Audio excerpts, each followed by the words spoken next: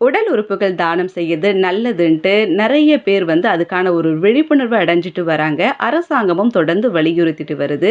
அதேபோல நெறைய இடத்துல இந்த உடல் உறுப்பு தானங்கள் நடந்துட்டு தான் வருது. ஆனா இப்படி உறுப்பு தானங்களை கேள்விப்பட்ட நமக்கு, இப்ப நான் சொல்லக்கூடிய இந்த விஷயம் பெரிய ஷாக்கிங்கான ஒரு நியூஸா இருக்கும். அது என்னன்னு கேட்கிறீங்களா? தலைமாற்று அறுவை சிகிச்சை. தலையவே ஒரு உடம்புல இருந்து எடுத்து இன்னொரு உடம்புக்கு மாற்றப் போற அறுவை சிகிச்சை இப்ப வரப்போதாம். அமெரிக்காவின் நரம்பியல் மற்றும் பயோமெடிக்கல் என்ஜினியரிங் ஸ்டார்ட் அப் நிறுவனமான பிரைன் பிரிட்ஜ் தலைமாற்று அறுவை சிகிச்சைக்கான ஆய்வை வந்து இவங்க மேற்கொண்டுட்டு வராங்களாம். ரோபோக்களோட உதவியோட தலைமாற்று அறுவை சிகிச்சையை அந்த நிறுவனம் எப்படி செய்ய போறாங்கன்ற செயலாக்க வீடியோவையும் அவங்க வெளியிட்டு இருக்கிறாங்க.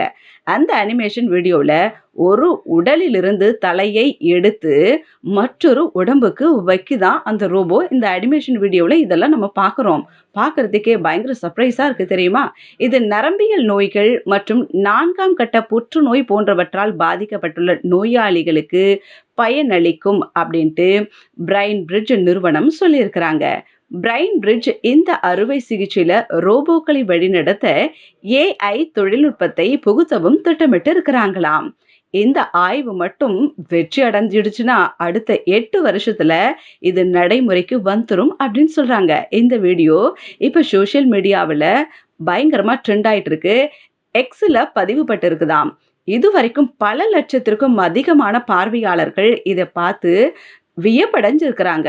மேலும் பலர் அவங்களுடைய கருத்துக்கள சொல்லிட்டு வராங்க. ஆனா மிகப்பெரிய சவாலா இருக்கும் இந்த ஆய்வு அப்படின்ற ஒரு விஷயத்தையும் சொல்லிட்டு இருக்கிறாங்க.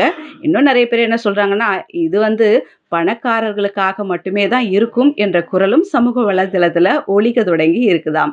டெக்னாலஜி எவ்ளோ முன்னேறிட்டு இருந்தாலும், ஒவ்வொரு நாளும் வளர்ந்துட்டே தான் போகுது அப்படின்றதுக்கு இதெல்லாம் பெரிய உதாரணமா இருக்குதுல்ல.